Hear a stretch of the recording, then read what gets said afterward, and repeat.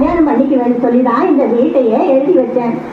எத்தனை நாளைக்கு என் சமையலையே சாப்பிட்டுட்டு இருப்பேன்.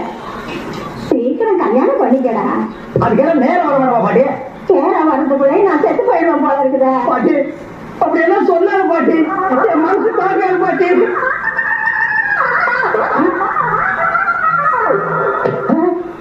பாட்டி பாட்டி பாட்டி என்ன நீங்க அநியாயம் ஊத்தி இப்படி கொடுத்தீங்களே?